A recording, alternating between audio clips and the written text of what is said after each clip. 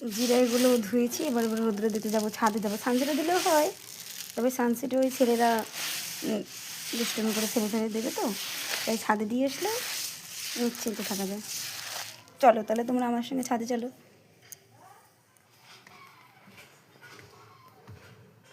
এই যে আমরা ছাদে যাচ্ছি। কালকে জিরা যখন ধুয়েছিলাম তখন অনেক কালো কালো জল বেরিয়েছিল জিরা থেকে। সবসময় আমাদের জিরা, কালো জিরা আনলে ধুয়ে দেই, কালো জিরা দিয়ে একটা মোবিল তেল তেলে জল বেরোয়। আর কোথায় দেবো সেই জায়গাটাই খুঁজছি। এই যে ছাদে সেই কুমড়ো গাছটা যেটা তোমাদেরকে দেখিয়েছি।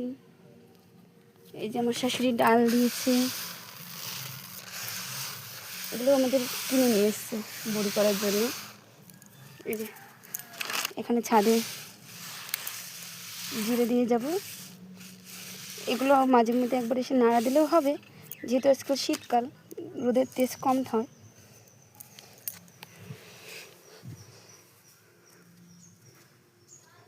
চলো আমরা তোমাকে ছাদের একটা ঘর দেখিয়ে দিই তোমাদেরকে। এই যে একটা ছাদে একটা ঘর, এই ঘরটা কমপ্লিট হয়নি, তাই চাল দিয়ে এখানে জ্বালানি কিছু অদরকার, মানে যে দরকার হয় না সব সময়, ওই জিনিসগুলো এখানে রাখা হয়।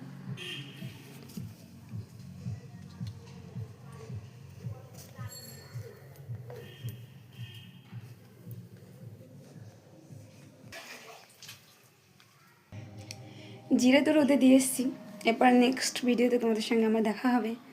তোমাদের যদি আমার ভিডিও ভালো লেগে থাকে অবশ্যই লাইক কমেন্ট করে যাবে।